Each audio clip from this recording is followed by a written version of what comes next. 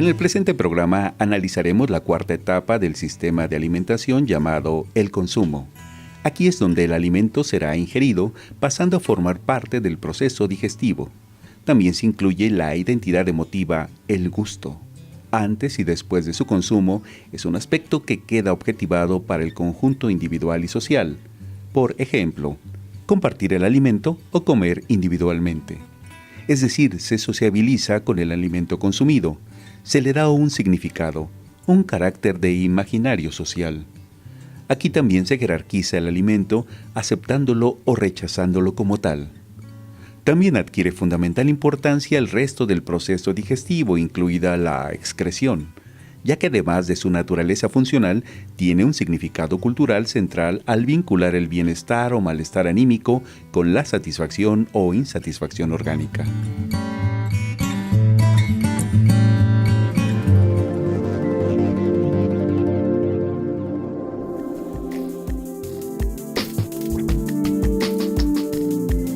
Bueno, pues recordando nuestros temas anteriores que estamos tratando sobre el sistema de alimentación, estamos nosotros observando qué es lo que se produce o qué es lo que a nosotros nos genera una vez que tenemos hambre o una vez que tenemos un antojo o una vez que queremos comer algo.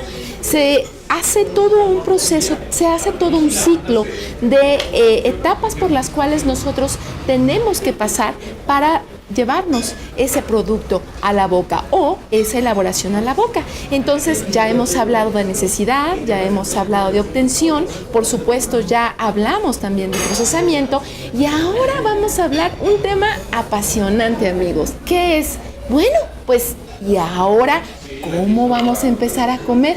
Ya lo que son las elaboraciones o lo que es ya el producto presentado y cómo es que nosotros generamos una base de cultura, una base de historia para identificarlo como es el alimento. Y bueno, pues entonces recurramos a nuestros anfitriones para que nos hablen, bueno, ¿qué pasa con el espacio?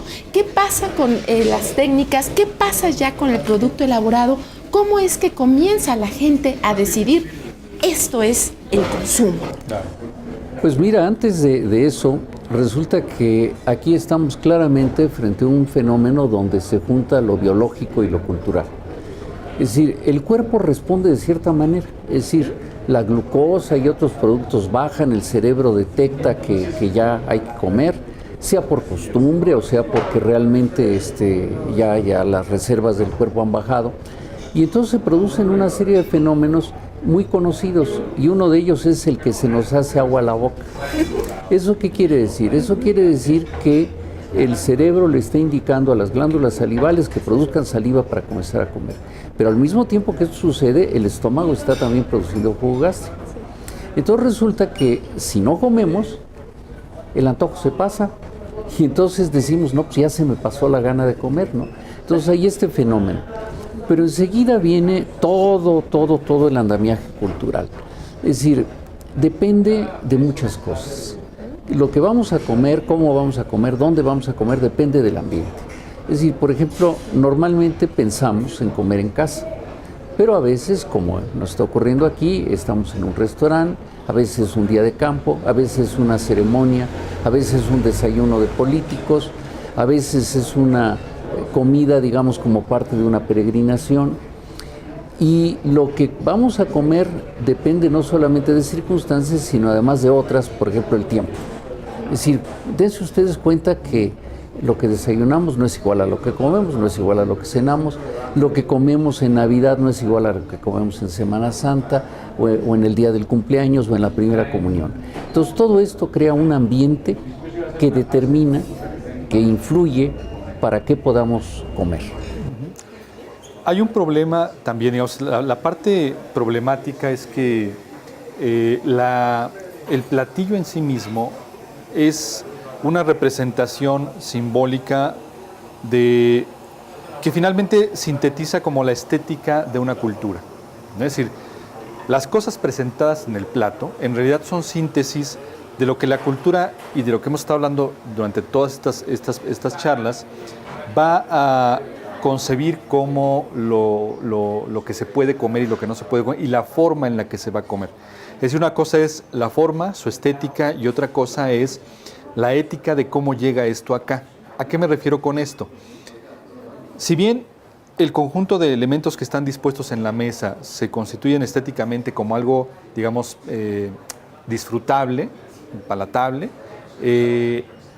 todos los procesos pretéritos que hacen que eso llegue hasta allí van a configurar, digamos, propiamente los referentes de valores hacia positivos o negativos respecto de lo que es ese platillo. Entonces, ahí radica la complejidad de pensar la antropología de la comida, es decir, la antropología de lo que llega a la mesa. No es solamente pensar que llegaron un conjunto de cosas, alguien con mucha genialidad llegó y las dispuso sobre la mesa, sino que ese conjunto de procesos pretéritos que están a la base de lo que eso llega sería la problemática antropológica que habría en el platillo, ¿no? Por eso yo he insistido mucho en que el platillo realmente dice poco de la cultura, ¿sí? Porque solamente es una forma de expresión, pero no expresa en realidad todos los contenidos de los que hemos estado hablando, sino es una síntesis, y como síntesis es abstracción de muchas cosas. Por eso es importante siempre pensar esta doble lógica, la estética de y la ética de ese platillo, que involucra el conjunto de valores y referentes que la cultura dispone y predispone para que ese platillo esté donde está y cómo está, ¿no? Entonces yo creo que podríamos decir que el contexto de lo que es el platillo es muy importante y no descontextualizarlo para saber de dónde viene, cómo vino, o sea, cuál fue la necesidad de ese platillo, ¿no? Para una comprensión antropológica, histórica, es fundamental comprender esos contextos. O sea, si lo quieres ver desde una perspectiva solo formal, hay muchos elementos para verlo como en términos de su propia lógica intrínseca como platillo, ¿no? Pero si lo quieres entender desde su complejidad histórica y antropológica, es decir, en el transcurso del tiempo y en el transcurso de la complejidad cultural, hay que pensarlo en esa doble lógica, ¿no? Yo creo que es importante. Claro, entonces, amigos, es muy importante, es de vital importancia, bueno, decimos, que pensar un poco en todo lo que es el platillo, pero lo que ha venido detrás de ese platillo, antes de pensar cómo nos lo vamos a comer. Y para eso, vamos a verlo en el siguiente bloque. Pero antes, una pausa.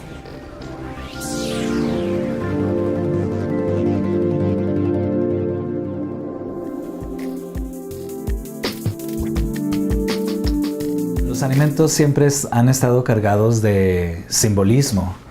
Aun cuando hacemos la distinción entre nutrición y alimentación, por ejemplo, aún así en ambos aspectos hay simbolismo. Por ejemplo, en el caso de la nutrición es un concepto que se refiere a todas las cosas que necesitamos nosotros biológicamente, corporalmente, físicamente. La nutrición es aquello que nos nutre, aquello que nos da proteínas, minerales, etc. Son necesidades básicas. Y el alimento, cuando hablamos de alimentación, hablamos de la dimensión antropológica, cultural e incluso religiosa de los alimentos. Entonces esa sí está cargada de simbología. Pero aún el nutrimento, aún la nutrición está llena de simbología para nosotros como seres humanos. Precisamente por nuestra necesidad, por el hambre que tenemos, por la necesidad de este otro, ¿no? Ya sea un otro como un pedazo de pan o algo que nos alimente, o un otro como una relación con otras personas. En este caso, el carácter simbólico de los alimentos tiene muchísimo que ver con la comensalidad, no únicamente con la relación que tenemos con la tierra y con los alimentos que nos nutren, sino también con todo lo que hay alrededor de comer juntos, comer con otros, el nivel de emoción, de afectividad, de deseos, de imaginarios, etc. Entonces no únicamente el alimento es una cuestión de material, sino también tiene un simbolismo de relacionalidad. Nuestra relacionalidad con la tierra que nos alimenta, pero también nuestra relacionalidad unos con los otros y la relacionalidad de un encuentro con otras personas. Históricamente también el alimento es muy importante porque marca el símbolo de nuestro paso de ser animales a ser seres humanos. Es el paso a la hominización.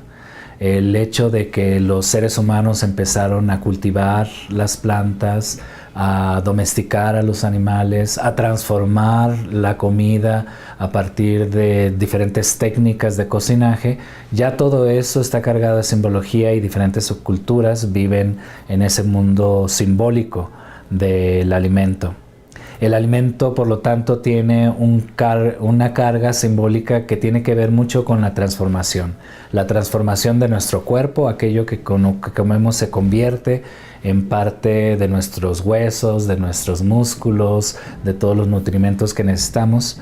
Y también la transformación cultural, ¿no?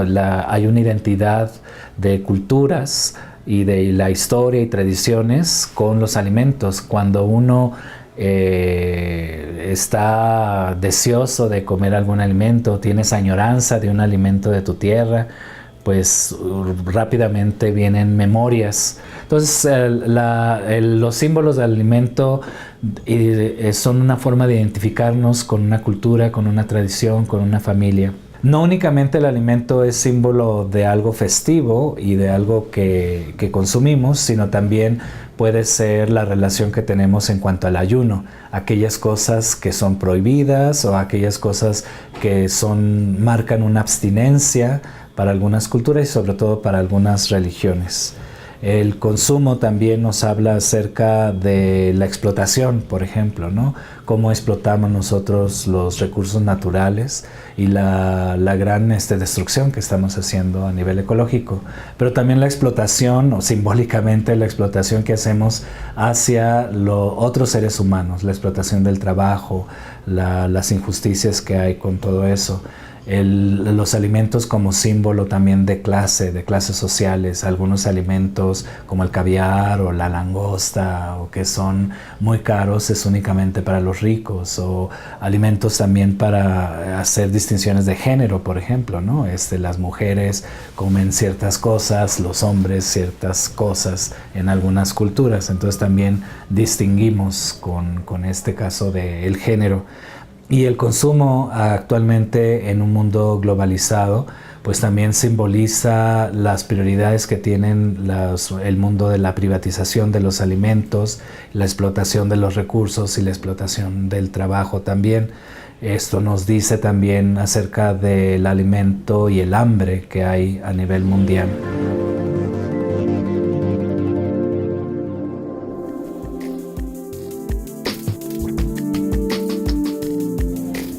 Bueno, pues regresando con nuestra charla sobre el consumo, ¿cómo es que vamos a empezar nosotros a concebir algo ya como una elaboración o algo ya como un consumo propiamente dicho? Entonces, ¿cómo se empieza a generar esto? ¿Cómo vamos a empezar, o más bien cómo las personas, las sociedades, la gente a través de la historia empieza a decidir: esto sí me lo como, esto no me lo como, esto le pongo una conserva, esto va a ser un producto? ¿Qué significa eso? Mira, tal vez como estamos en la Fonda La Mayora y es de mañana cuando estamos grabando esto, voy a usar como ejemplo los tamales. Es decir, un producto de origen mesoamericano, de una historia remotísima, pero que ha sufrido cambios. Entonces, por ejemplo, ¿qué necesitamos para poder comer un tamal? Necesitamos primero que se haya descubierto una técnica que conocemos como nixtamalización, que los mexicanos hayan descubierto que el poner el maíz a remojar en cal y agregarle un poco de tequesquite facilita el que el maíz pueda ser molido. Inventaron los metates, inventaron las ollas tamaleras, y cuando llega la conquista europea le agregan una cosa que hoy nos pasa desapercibida y que no tenían los tamales prehispánicos, le agregan grasa. Y estos tamales tienen una propiedad maravillosa, es que son extraordinariamente plásticos. Yo puedo hacer tamales y rellenándolos de lo que yo quiera. Entonces, claro, en la época prehispánica pues había ciertos productos, ahora hay otros. Pero cuando el tamal llega a nuestra mesa, no nos damos cuenta de todo lo que hay detrás. Por ejemplo, el tequesquite ya pasa totalmente desapercibido. La cascarita del tomate verde que se le puso para que ayudara a que esponjara, porque ahora sabemos que tiene enzimas que favorecen esto, pasa desapercibida. La ceniza. La ceniza. Estamos frente a un llamémosle un objeto comestible que es el tamal. Claro. Y que puede tener hojas de distinto tipo, que esto le imprime un cierto sabor, pero estamos ya frente a un constructo mental que ha sido plasmado en un producto. Y que además contiene una complejidad técnica muy interesante, porque el tamal no es solamente el problema de cómo llega el tamal a ser lo que es, sino por qué llega a ser lo que es. Es decir, de pronto, ¿por qué se vuelve un producto tan demandado, tan habitual en la práctica, en la cultura nacional? Tiene mucho que ver su practicidad, es decir, esta plasticidad de la que hablaba el doctor, ¿no? Es decir, no solamente se puede hacer mucho con él, sino se lo puede comer de diferentes maneras y en diferentes circunstancias, ¿no? El envuelto, es decir, el envuelto en el que viene el tamal, facilita su transporte y por lo tanto la posibilidad de moverse con el propio, así que con la torta bajo el brazo, pero con el tamal bajo el brazo, ¿no? Que son prácticas finalmente que hablan de la complejidad intrínseca que tiene el platillo, no solo en cuanto a su proceso de concepción, sino su función en términos de lo que significa para esta población. El tamal, curiosamente, creo que la importancia no radica tanto en en la historicidad ritualizada, de la que se ha hablado mucho, sino en la interesante funcionalidad que tiene en términos técnicos para llegar a producirlo y en términos, prácticos para consumirse, ¿no? Es decir, es un elemento tan plástico que literalmente acompaña a la cultura mesoamericana, se fusiona con la cultura europea y hasta nuestros días llega y sigue siendo todavía una práctica muy común, por lo menos en el altiplano, la posibilidad, del altiplano para abajo, la posibilidad de seguir consumiendo el tamal en sus diferentes formas, ¿no? Esa plasticidad de la que habla el doctor implica la plasticidad cultural que implica la técnica, la disponibilidad de ingredientes, la posibilidad de, esta utilidad que tiene el tamal como alimento, ¿no? Pero además, París, hay otra cosa muy, muy interesante, que el tamal es un producto que podemos consumir, tengamos o no dientes. Entonces, por ejemplo, en un momento dado, en el convento de San Jerónimo, la investigadora que estudió los esqueletos se dio cuenta que la mayor parte de las monjas mayores de 40, 45 años ya no tenían dientes y me decía, ¿qué comerían? Le digo, pues entre otras cosas, tamales. Tamales, ¿no? Sin hueso, Sí. hueso de pollo. Y eso sí, mucha azúcar, ¿no? Demasiada azúcar. Ajá. Y es algo muy curioso, o sea, como lo que estamos viendo ahorita, que el tamal,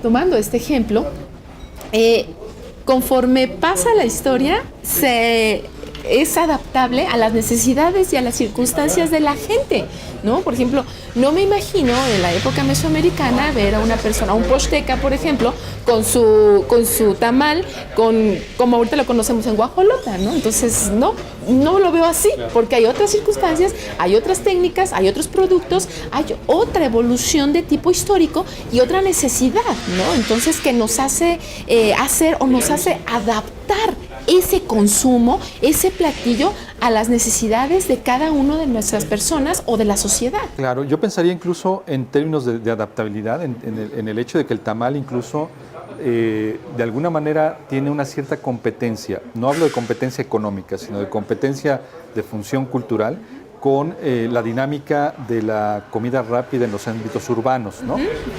Esta posibilidad justamente de poderla transportar de manera fácil, etcétera, de poderla incorporar con otros productos que nos permite, como salvar el problema de las distancias, los tiempos a la hora de comer. Y el ejemplo de lo que acabas de decir es el grito que oímos por todos lados de tamales oaxaqueños calientitos, que los hace disponibles por las noches en la ciudad, ¿no?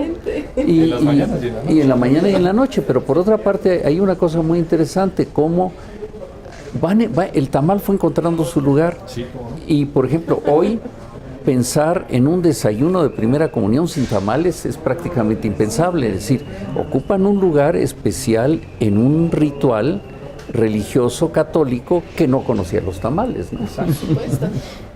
Y sobre todo, más que el tamal ocupa el lugar, la cultura le ha asignado este lugar. Es decir, la sociedad a través de la historia le ha asignado esta importancia, porque finalmente de lo que hablábamos, la plasticidad del propio alimento, el platillo, acompaña el propio desarrollo de la sociedad y la modernización, etcétera, etcétera. Entonces el niño o la niña que está en su primera comunión no se da cuenta que estando consumiendo tamales y chocolate está recreando más de 1000 años de historia, claro, ¿no? Por supuesto.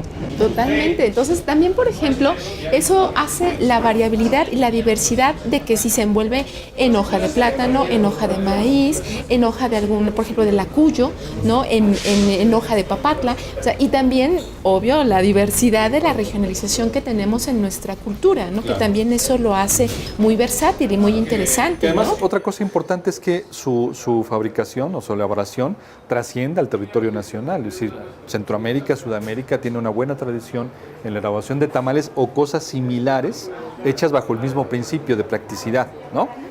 Donde básicamente lo que estamos viendo es, pues sí, una suerte de influencia importante que tiene la disponibilidad natural del maíz como práctica agrícola, pues, y luego toda una cultura desarrollada en torno a las prácticas del maíz.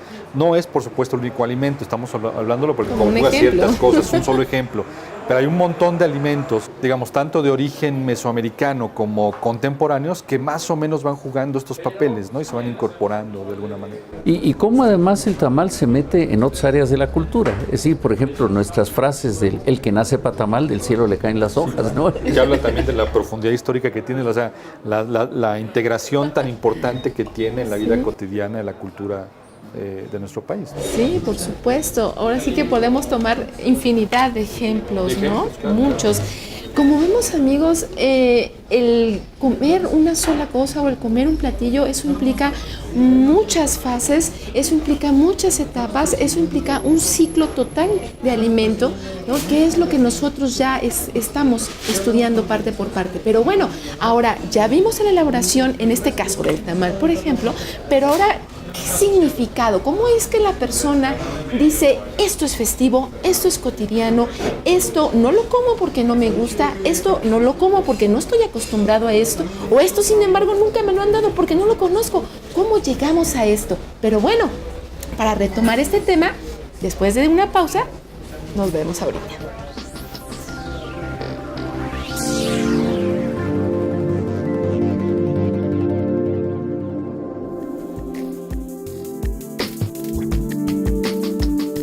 Yo les voy a hablar sobre la comensalidad y el consumo de alimentos estacionales en una población tan representativa para la gastronomía mexicana como lo es Puebla de Los Ángeles, ya que Puebla es una ciudad en donde se confluyen dos culturas. De un lado del bulevar se tenía el barrio de Analco, que era el barrio indígena, y del otro lado era el barrio español, y se sabe que Puebla era una ciudad fundada para los españoles. Entonces hay una mixtura de tradiciones indígenas y de tradiciones hispanas que vienen a dar la riqueza de lo que es el patrimonio cultural de parte de la cocina mexicana, que es la cocina poblana. Y el consumo de alimentos obviamente es importante en cuanto al hecho de las estaciones. En Puebla tenemos dos alimentos muy representativos que tienen que ver con la comensalidad, o sea, el reunirnos en familia para compartir. Aquí también en Puebla tenemos una tradición que es primeramente la de los chiles en nogada. No hay familia poblana que no se congregue y que no congregue a sus amistades para ofrecer lo mejor de ellos desde el corazón, desde esa hospitalidad tan poblana que es recibir a los amigos para compartir el chile en nogada. De la misma manera como este celebérrimo obispo, viniendo de las tierras españolas, traía las tradiciones árabes de donde conoce la nogada y invita a las monjas a preparar un platillo para una celebridad como lo era Iturbide, pues de la misma manera el ama de casa prepara y se pone a buscar los ingredientes de mejor calidad para hacer una nogada. No hay una nogada original, cada señora dice que hace la nogada original. La verdad es que lo que le da el sabor a la nogada es el cariño y el amor que pone la madre de familia al invitar a su familia a congregarse y reunirse con los amigos para celebrar este platillo tan representativo de Puebla. Y los que podemos querer estar a dieta no lo logramos, puesto que justamente a partir de septiembre, octubre tenemos los chiles en nogada, hasta a veces agosto ya se tienen los chiles en nogada, y terminamos de digerir los chiles en nogada cuando entonces entra la época de las caderas. Un tema interesantísimo de investigación como es la transhumancia de traer estos chivos, que eran más de 120,000 que se sacrificaban antiguamente, para alimentar a las grandes haciendas, a los españoles, que gustaban de la carne de los chivos, que se traían desde las costas de Guerrero, atravesando por Oaxaca y llegando a Puebla, y en Tehuacán, donde se sacrificaban, con todo lo que esto representa, que no voy a entrar en los detalles, pero sí, los sobrantes, que eran las caderas y los huesos, se los dejaban benévolamente a sus peones, y los peones mezclaron diferentes ingredientes autóctonos y españoles para dar lugar al famosísimo mole de caderas, que es un plato representativo de la época de octubre y noviembre, y es parte de la gastronomía propia del Día de Muertos. No hay familia que no guste comer un mole de caderas o un espinazo frito al ajillo, y los restaurantes últimamente han tratado de recuperar tanto la tradición del chile en nogada como la tradición de las caderas. Todo esto con este sentido de comensalidad. Obviamente las cadenas comerciales y los restaurantes han aprovechado, y la Dirección de Turismo, para promover estos alimentos que son representativos de esta linda tierra, pero también en las casas se reúnen para celebrar, los amigos también se ponen de acuerdo para hacer una tarde, para ir a comer caderas y luego hacer una sobremesa gustosa y franca en donde se comparte la vida. La comensalidad en Puebla es algo indispensable y es parte de nuestra identidad. Creo que es muy importante que todos los que nos ven vengan a Puebla y prueben estos platillos y sean parte de esta comensalidad en donde la hospitalidad poblana nos invita a ser amigos y hermanos alrededor de una mesa y así compartir la vida con alimentos sabrosos y nutritivos.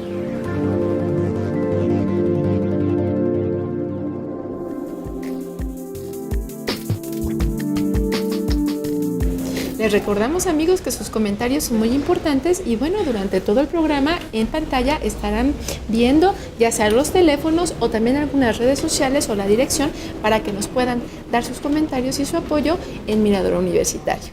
Así que vamos a una pausa y regresamos.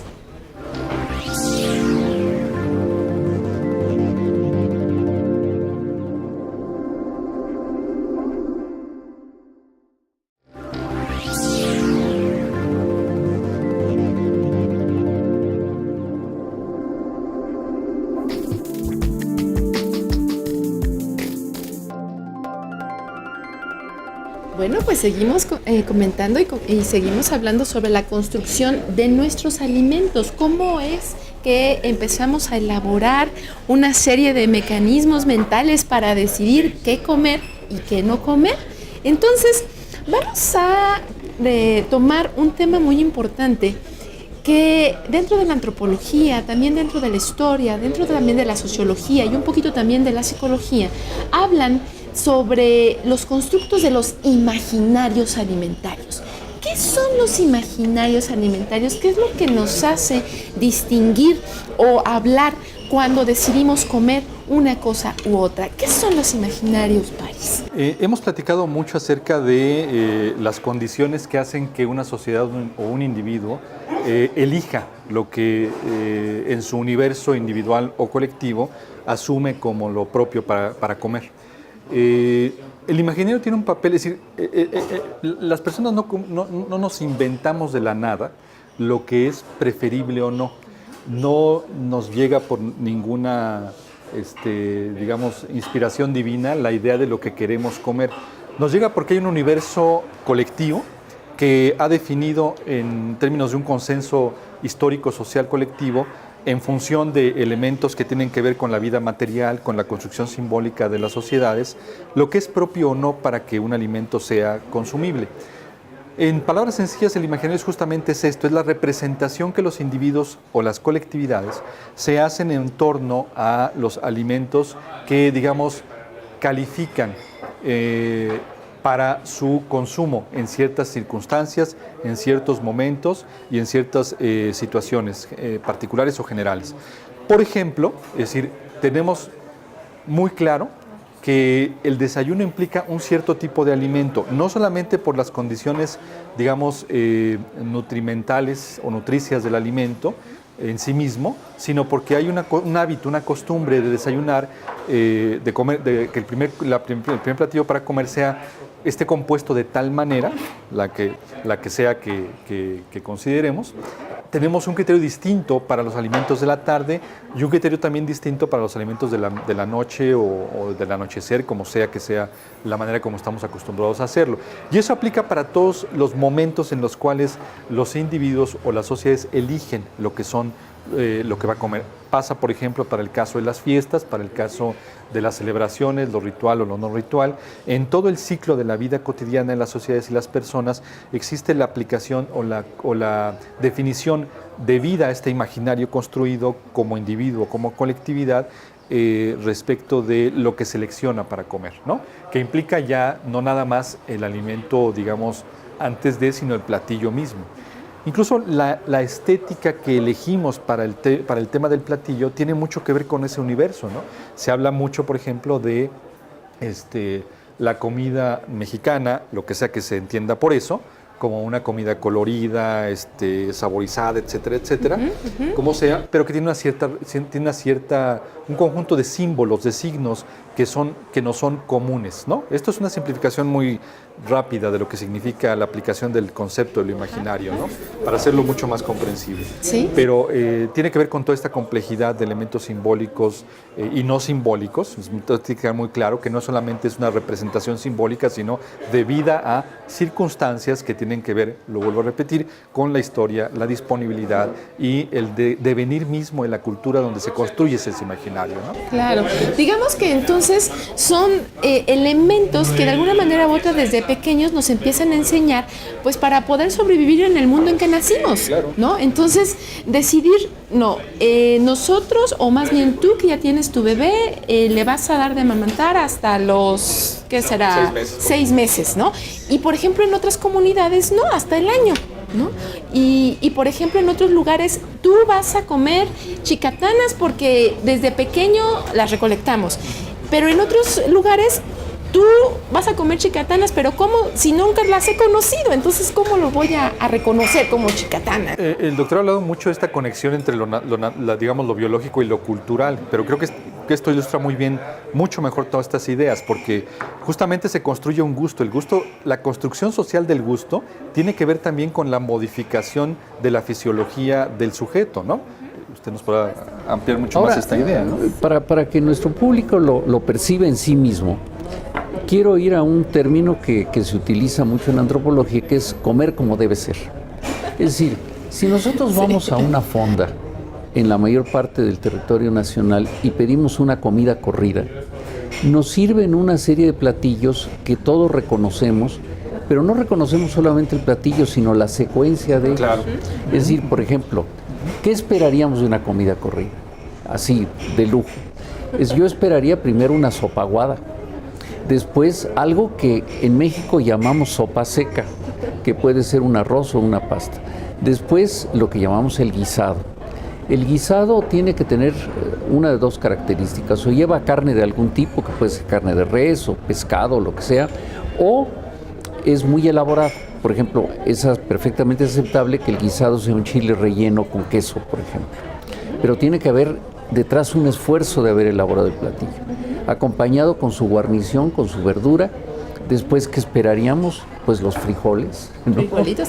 Y después esperaríamos un postre. Todo esto a lo largo acompañado con una bebida fría al principio y culminaría con una bebida caliente al final. Entonces, dense ustedes cuenta que hay una secuencia de frío, caliente, etcétera. Hay una secuencia de líquido, sólido. Y entonces todo esto está en nuestra cabeza. Y así lo buscamos y así lo pedimos porque es algo que la sociedad ha construido y así lo sancionamos. Sí, por ejemplo, si alguien le preguntan, bueno, ¿cómo comiste hoy? A lo mejor dice, hoy no comí bien, pues ¿qué pasó? Me faltó la sopa. Claro, ¿no? por ejemplo. Sí, entonces es algo muy interesante, amigos, cómo podemos, pues, de alguna manera inconsciente, pero también conscientemente, podemos elegir lo que nos gusta, lo que no nos gusta, lo que rechazamos, como lo que es el alimento. Y, por ejemplo, si vamos a otros lugares, a otras localidades, a otras regiones, que ahí lo conciben muy bien como alimento, pues nosotros, como no lo conocemos, como no está dentro de nuestro imaginario, pues lo rechazamos totalmente. O por lo menos dudamos. Por supuesto, entonces también dudamos, pero o también decimos, bueno, ¿por qué no? No, lo echamos y a ver qué pasa. Bueno, pues entonces... Yo quiero aclarar algo sí. antes, porque Yapsi se refirió a chicatanas y no explicaste qué son. Bueno, para los que dentro del imaginario no está la chicatana, es una especie de hormiga. Pues sí, es una hormiga bastante grande, en donde en algunos lugares se les quitan las alas, en otros lugares con todo y alas se las comen, las asan y además, amigos, se las recomiendo, son muy buenas. En Puebla, en Oaxaca también se las comen y en sopa es un manjar. Bueno, pues entonces continuamos ahorita con nuestra plática, nuestra charla sobre el consumo y en una pausa regresamos.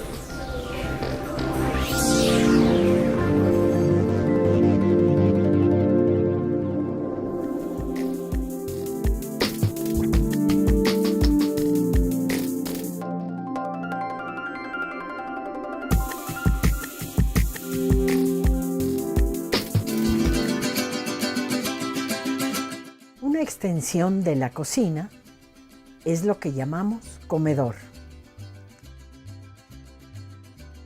Ese punto donde la práctica individual de quien cocina da paso a la práctica colectiva de consumir lo cocinado. ¡Albóndigas! ¡Otra vez albóndigas! Hace un mes que estamos a dieta de albóndigas. Es que el carnicero se niega a darnos otra cosa mientras no le paguemos, mamacita. Clara, yo creo que tú no debías haber invitado a tu compañero. El centro del comedor es simplemente la mesa, lugar específico donde se conjugan el hambre y el acto imperioso de satisfacerla. La mesa del comedor recibe una fuerte dosis de ritualidad doméstica. Se colocan sillas o lugares que serán ocupados por los comensales y tiene además su propia parafernalia: mantel, platos, tazas, cubiertos y recipientes con alimentos ya preparados. A la mesa se sientan en primer lugar los padres y los hijos, núcleo familiar al que luego se suman otros miembros de la misma familia y los invitados. ¿Va que negociaban mercancías robadas? Es posible, pero eso es ilegal. Estate quieto, Mario, ya no tardaremos en cenar. ¿Usted gusta, Esperancita? Ay, no, gracias. Si nada más vine a contarles. ¿No quiere tomar una poca de leche quemada con nosotros? Ah, bueno, tomaré una poquita. Deja eso. Al calor de la mesa, no solo se comparten los alimentos, sino también las más diversas conversaciones y situaciones acerca de los hechos cotidianos o extraordinarios, como las noticias, las alegrías, las discordias, las tristezas, los momentos de asombro y sorpresa. ¡A la mesa todo el mundo! ¡Y reviéntense una diana! ¡Vénganse!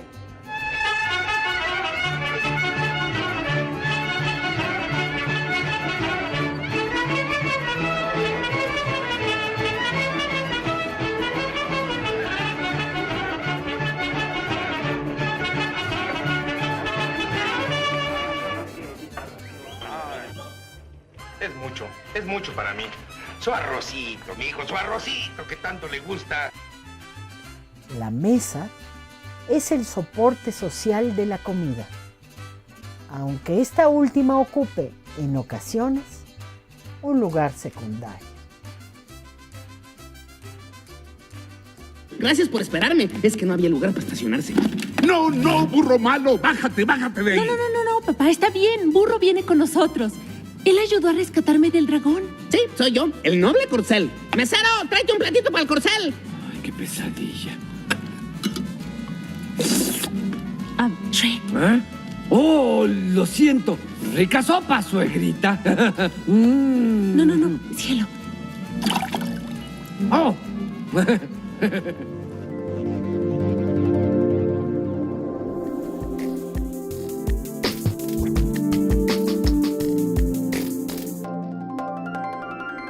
Bueno amigos, pues seguimos con nuestra parte del sistema de alimentación, que es la comida en sí, la elaboración, cómo nosotros concebimos el alimento, pero ya como un consumo propiamente dicho, como algunas partes lo mencionan, como una elaboración, como una preparación, como una bebida también puede ser, como un postre, ¿por qué no? Que también es parte de nuestro imaginario. Entonces, para esto, ¿cómo podemos nosotros concebir, o más bien, cómo podemos elegir cuando es de algún tiempo en específico, cuando es una fiesta, cuando es un rito, cuando es algo habitual y cotidiano? ¿Cómo puede ser esto, doctor? Mira, déjame ejemplificarlo con las fiestas, porque las fiestas son sumamente interesantes. Y en términos generales, podemos hablar de dos tipos de fiesta. Una fiesta es, de un tipo es cuando alguien poderoso quiere mostrar que tiene poder e invita a los demás para mostrarles que él es realmente lo máximo, ¿no? Entonces, por ejemplo, estas fiestas eran muy comunes en Europa, con los señores feudales, que a sus súbditos los invitaban una vez al año a comer al castillo y les ofrecían manjares a los que no estaban acostumbrados. Esto es muy común. Pero las fiestas que hacemos la mayoría de los mortales mexicanos son los que se llaman fiestas igualitarias, donde lo que buscamos es compartir, convivir con personas que son iguales a nosotros. Pero aquí viene el detalle, no tan iguales, porque lo que se trata de todas maneras es mostrar que cada uno de nosotros, el que ofrece la fiesta, tiene algo de distinción, tiene algo, digamos, diferente. No me gusta usar la palabra superior, pero sí distinto, y que le da una categoría propia. Entonces, por ejemplo, si yo invito a alguien formalmente a comer a mi casa, oye, te invito a cenar, pues no le voy a servir el bistec con una rebanada de jitomate o un arroz muy sencillo, sino busco elaborar un platillo más complicado. Entonces, estas comidas de fiesta tienen gran importancia históricamente, porque muchas de estas comidas de fiesta que fueron hechos para ocasiones especiales se arraigan y entonces pasan a la comida del diario. Claro, y por supuesto también nos demarcan una época en específico, claro. O también, por ejemplo, dentro de un ritual religioso, por ejemplo, un calendario litúrgico, nos demarcan no sé, la fiesta del santo patrón, o un bautizo, o un casamiento. Y déjame dar el ejemplo clásico de México, los moles.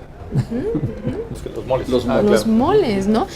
¿Cómo podemos también ahondar más un poquito en esto, París? Hay una cosa que tú acabas de hablar, que es el tema de las fiestas patronales, digamos, donde mucho de esto se cristaliza de manera muy clara. Primero, la fiesta patronal tiene una condición fundamental, que es la fiesta que el pueblo ofrece al santo patrón de la comunidad. Esto es muy importante, porque todas las actividades que se llevan a cabo en el contexto de esta fiesta están encaminadas a la parte ritual que tiene que ver con ofrecerle al patrón, al santo patrón, la comida que en esa ocasión, en ese día en particular, la comunidad prepara como colectivo para el patrón, para el santo patrón, perdón. Y luego viene la parte de regreso, que en la fiesta, ya propiamente dicho, después de la liturgia, después de todo el ámbito de la fiesta religiosa propiamente dicho, ya viene como el diálogo, porque lo que sucede es que la comunidad se organiza de manera colectiva para preparar los alimentos y luego se organiza de modo colectivo para ofrecer el alimento no solamente a los miembros de la comunidad, sino de otras comunidades vecinas que se incorporan a la celebración. Hay momentos muy interesantes de todo esto donde justamente, por ejemplo, viene toda la fiesta ritual, la misa, todo lo que venga con todo ello. Llega una actividad deportiva, por ejemplo, un torneo de básquetbol, lo que sea, y inmediatamente después ya viene la comida colectiva donde todo mundo se junta y se integra toda la comunidad. Entonces, las fiestas patronales tienen doble lógica, ¿no? Un diálogo con el santo patrón, pero también un diálogo con la propia comunidad y los vecinos, ¿no? Y la comida tiene que alcanzar para todos. ¿Sí?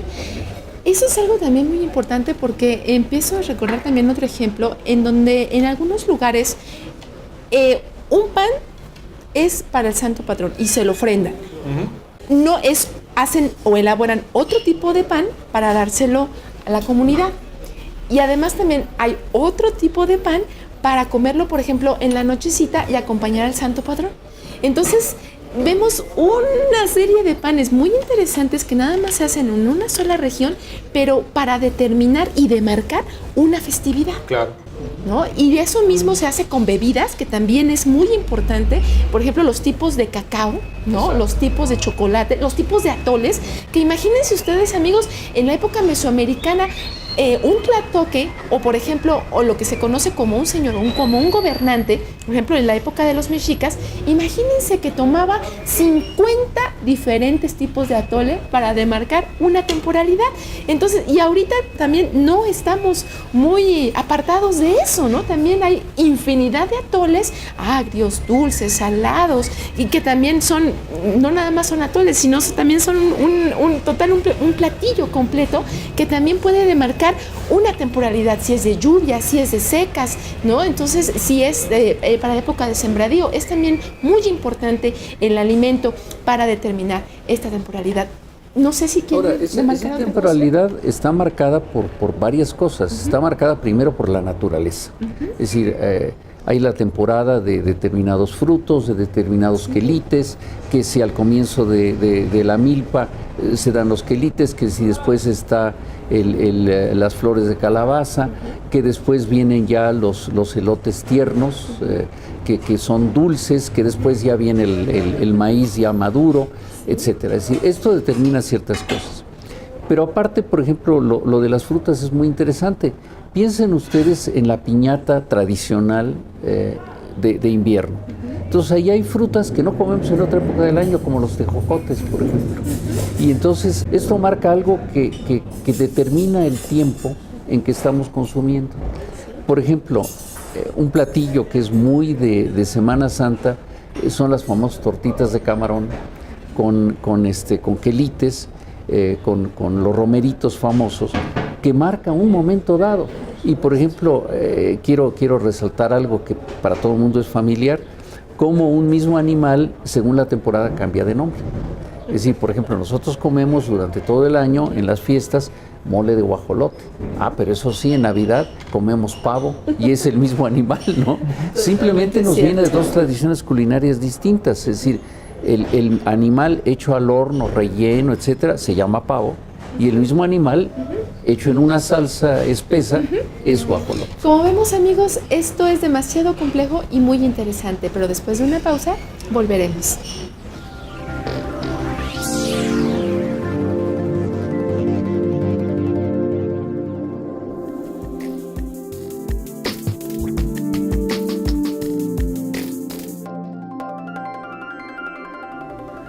También en el mundo prehispánico el consumo de alimentos es altamente simbólico porque está cargado de simbolismo, sobre todo de carácter sagrado, de carácter religioso.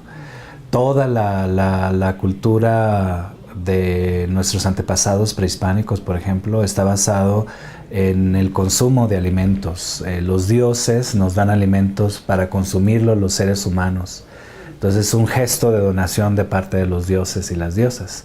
Pero también los seres humanos nos convertimos en alimento para los dioses. En el momento en que morimos, por ejemplo, nosotros somos consumidos por los dioses. Entonces de esa manera se crea todo este ciclo de dar y recibir y celebrar también.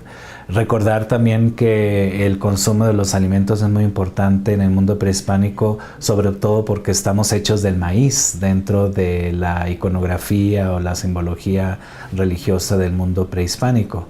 Ahora, con la llegada de la colonia, pues viene todo el mundo judeocristiano y entonces hay mezclas, hay híbridos alimentarios de simbolismos de consumo de alimento, pero también choques de todo lo que es el simbolismo del consumo del alimento. Por ejemplo, en el mundo judeocristiano, el consumo de alimentos es muy importante porque también es una forma de relacionarse con Dios. Dios se relaciona con los seres humanos alimentando a los seres humanos, y por eso es que la Eucaristía es tan importante, un símbolo paradigmático del consumo cristiano, porque es una forma de consumir a Dios y ser consumidos también por Dios en un banquete de comunión de los unos con los otros. De tal forma de que la Eucaristía también es un mensaje de inclusión y de convertirnos nosotros en alimento para los demás, que los demás nos consuman. Y bueno, cuando viene esta mezcla entre el mundo occidental, cristianismo, con el mundo prehispánico en estas tierras, pues vemos que hay toda una serie de híbridos. No siempre fueron muy armónicos, sino que también hubo conflictos y choques muy fuertes, ¿no? En el caso del maíz, por ejemplo, es algo simbólico para consumir en las tierras latinoamericanas, sobre todo en México, y el caso del pan, en España, por ejemplo, los europeos. Y entonces durante toda la historia de México vemos este conflicto que hay entre consumir pan o consumir maíz. Entonces era un símbolo de clase, un símbolo de raza, un símbolo de identidad cultural, el hecho de que tú comieras pan o comieras maíz, ¿no? El maíz era para los pobres, para los indígenas, etc. Entonces vemos toda una serie de luchas y conflictos de simbolismos en el caso del consumo del maíz o del trigo. Y finalmente quisiera decir algo acerca de la necesidad de un nuevo modelo o nuevos modelos de consumo en el mundo contemporáneo. Es necesario, sobre todo en el mundo de la globalización, de la publicidad que te dice que comas y consumas ciertos alimentos, la importancia de un consumo solidario con otros seres humanos en el sentido del trabajo y la explotación del trabajo, pero también solidarios con la ecología y de qué manera nosotros podemos consumir solidariamente y responsablemente en un mundo donde hay tantas diferencias. Entonces es necesario nuevos simbolismos, adquirir nuevos simbolismos del consumo que también tengan que ver con la justicia y con la equidad.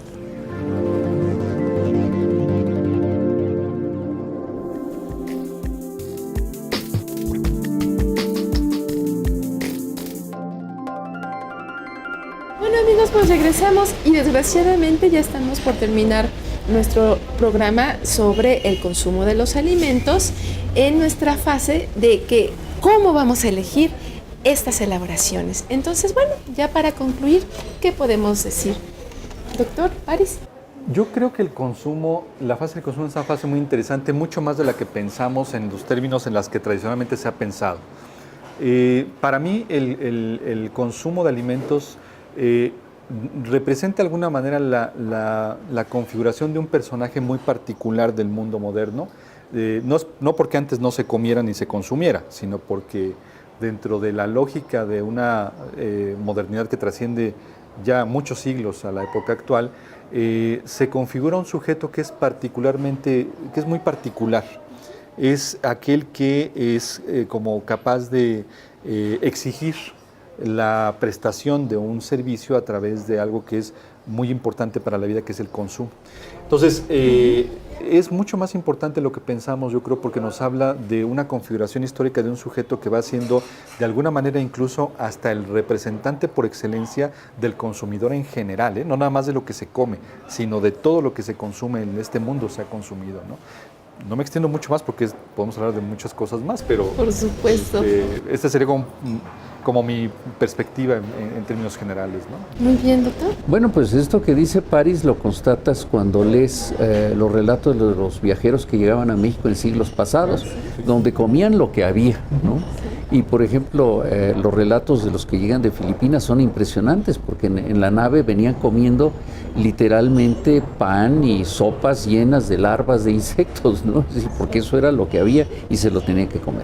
Bueno, yo quiero simplemente invitar a nuestro público a que cuando se siente la próxima vez a la mesa, piense lo que hay detrás de lo que está queriendo comer en ese momento.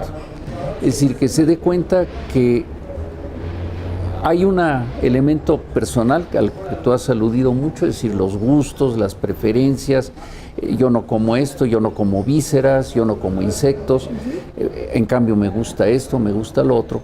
Pero como dentro de esto hay una elección personal dada mucho por el gusto, por el placer de comer. Pero por otra parte, detrás está la sociedad y su cultura, que está marcando ciertas cosas que comemos y otras que no. Y formas de comer, formas de preparar, que nos damos cuenta muy fácilmente de ello cuando vamos a restaurantes de otra región. Es decir, si vamos a un restaurante yucateco, lo que se nos va a servir es diferente a lo del altiplano. Si vamos a un restaurante francés, va a ser diferente. El tema de las bebidas, por ejemplo, en este terreno es apasionante. Es decir, ustedes piensen que bebemos de manera diferente según las circunstancias. Por ejemplo, tenemos bebidas refrescantes, tenemos bebidas alimento. Por ejemplo, cuando hace calor pedimos una cerveza.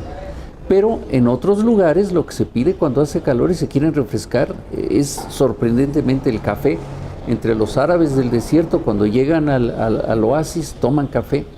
Tenemos la bebida alcohólica que nos sirve como lubricante en las fiestas, es decir, desinhibe, Lubricante entonces social. lubricante social que nos desinhibe y que fomenta la plática, fomenta la conversación. Tenemos bebidas que son emblemáticas de cierta temporada. Por ejemplo, en otra época del año los ponches no se sirven más que en Navidad y en las posadas y todo esto. Entonces las bebidas también tienen un papel muy importante. Y como esto, según las regiones del país, pues el pulque, los licores de distintos lugares, las bebidas fermentadas, las bebidas callejeras, por ejemplo, como el tepache del cual ya habíamos hablado. En fin, las bebidas dan otra dimensión también a la vida. Pero bueno, en un futuro, esperemos que no muy lejano, seguiremos con nuestro tema sobre el consumo. Pero mientras, bueno, pues por ahora ha sido todo y esperemos verlos pronto por acá. Muchas gracias.